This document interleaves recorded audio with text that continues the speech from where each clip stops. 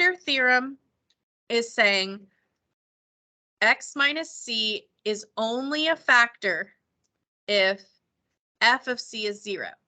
They're saying if you do synthetic division and you get a remainder of 0, then that c value is a 0. That x minus c is a factor. Okay, so we showed in this one that it's the same thing as the direct substitute. You get the same answer doing direct substitution.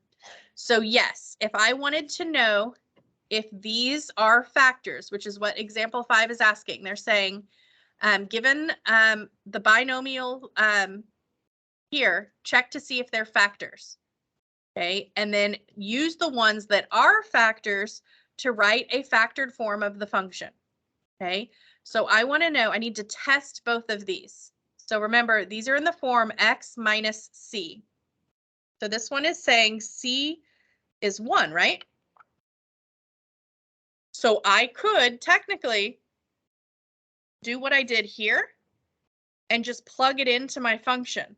So I could take a 1 and I could plug it in for all the x's here and evaluate this and see if it comes out to 0. If it comes out to 0, then yes, x minus 1 is a factor. Does that make sense? Okay, but they want me to write factored form. So if I did it that way, I still would have to factor. Okay, and doing the division answers the question of it being a factor or not, and it gives me the quotient. Okay, so I'm going to do this by synthetic division or synthetic substitution. So I'm going to do the 1. Okay, and then I'm going to list out my coefficients. I don't need any placeholders, so it's 4, 21, 25, -5, and 3. Okay, so I drop the first term down, and then I start the process. Multiply, 1 times 4 is 4. Add, that's 25. 1 times 25 is 25. Add to 50. 1 times 50 is 50. That adds to 45. And 1 times 45 is 45. So that adds to 48. So I have a remainder, right? So is x minus 1 a factor? No, it is not. Okay, so x minus 1 is not a factor. 1 is not an x-intercept of this function. Okay, because I got a remainder, it's not a factor.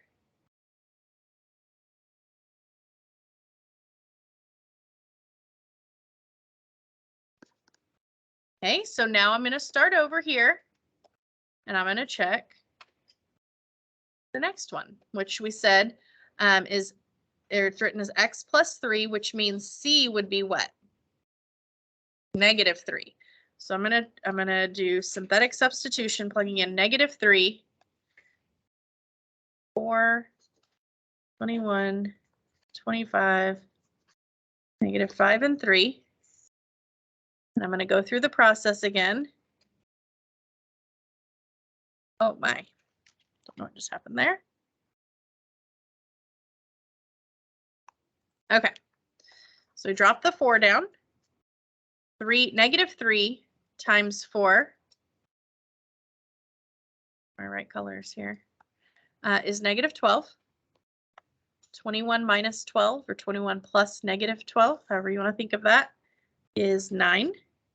-3 times 9 is -27. Add those to get -2. Times -3 is 6. So that's a +1. Times -3 is -3, which leaves me with 0. So this one has no remainder. So what does that mean? It means that it is a factor. So this one right here, it checked out. Yep, that's a factor. is a factor. So it says use the ones that are factors to write a factored form of the function. So it doesn't say I have to completely factor it. I'm going to use the quotient I got here. So that would be 4x. Remember, we drop 1 degree. It was to the 4th, so now it's cubed. 4x cubed minus 9x squared minus 2x plus 1.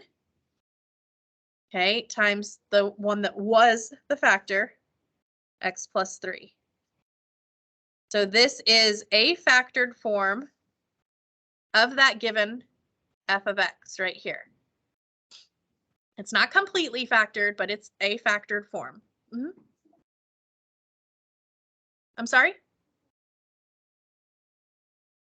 Yes, good catch. That is a positive 9, so that should be a plus. Thank you.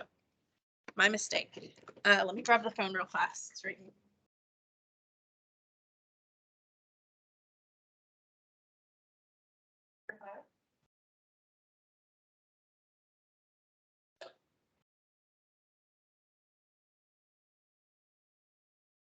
Oh, right. Yeah.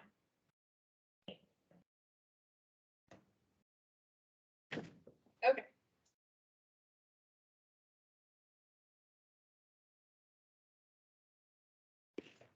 All right, so last one, we're going to do the same thing. We want to check and see if these binomials here are factors of this polynomial. So this would mean C is -4, right? Correct? And this one, C would be +5.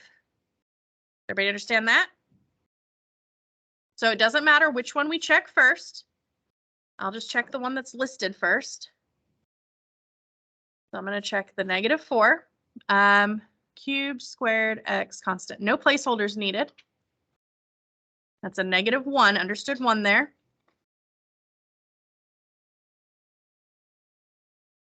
All right. I'm going to drop down my first term and multiply. So -4 times 2 is -8.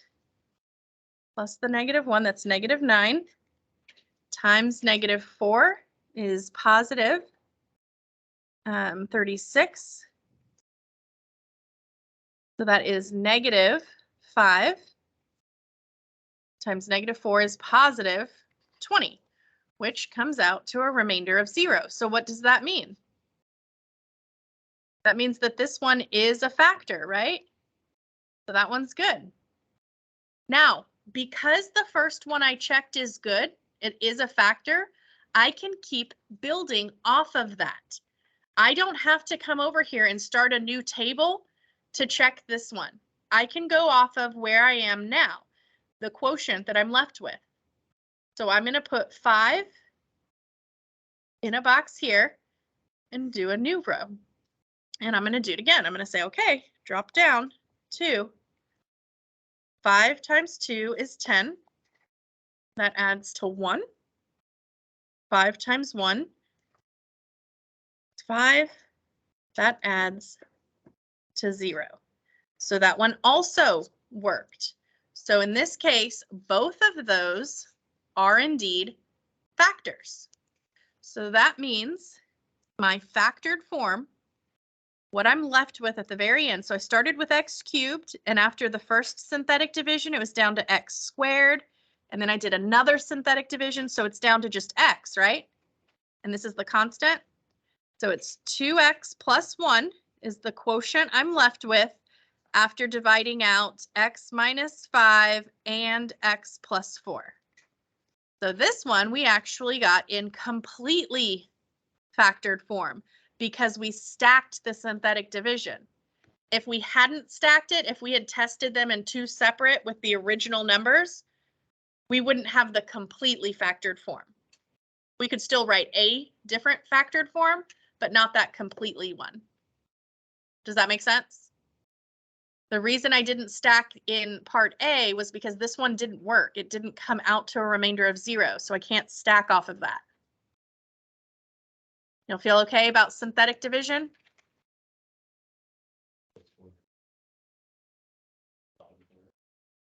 Yes, I got the 2x plus 1 was what I was left with here. My quotient after doing both, dividing out both of those factors, that was what was left. So that's the quotient. All right. Delta math is up. It is due Monday. You'll have all day in class tomorrow to work on it. And we're going to quiz Friday.